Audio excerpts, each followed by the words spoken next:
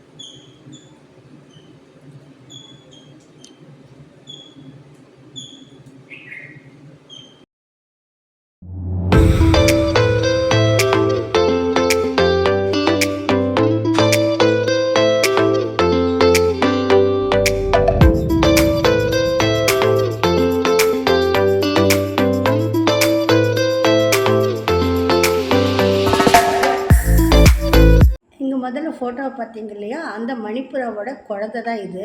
அந்த மணிப்புறாவோட இது கூட்டு வரும். அதெல்லாம் சாப்பிட்டுட்டு இதுவும் சாப்பிட்டுட்டு போகும். இதை வாயில் வச்சு வச்சு ஊட்டுறதெல்லாம் நாங்கள் பார்த்துருக்கோம். அப்புறம் எங்கள் வீட்டில் நிறைய இது மைனா, ஸ்பேரோ, இது சிட்டுக்குருவி நிறைய வரும்.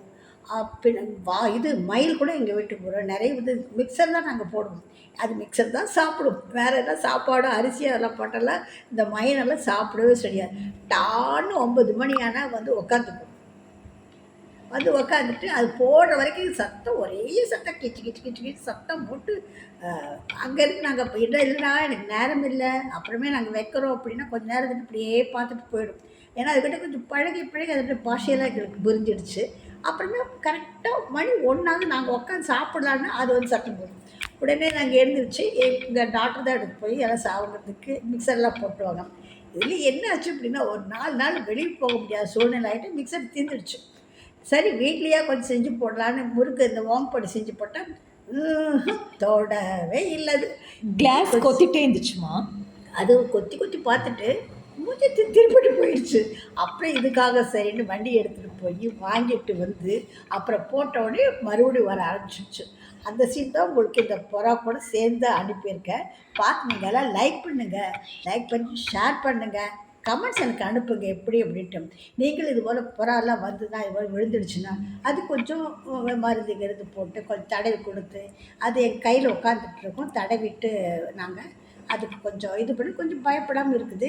இன்னும் நல்லா மேலே ஏறலை. கொஞ்சம் இந்த இது ஜன்னல்கிட்டெல்லாம் கொஞ்சம் கால் வைக்குது, கொஞ்சம் அப்படியே கீழே விழுகுது, முடியல. அதுக்கு அந்த டேபிளில் அதுக்கு கதி அங்கேயே உட்காந்துட்ருக்கோம். அந்த டேபிள் பக்கத்தில் அங்கே போனால் ஓடிடும். அதனால் டிஸ்டர்ப் பண்ண வேணாம், டேபிள் கொடுத்துருக்கோம். அந்த டேபிள் அங்கங்கே அதோட எச்சமெல்லாம் போடும், அதெல்லாம் நாங்கள் தொடச்சிட்ருக்கோம். Okay okay friends, thank you very much.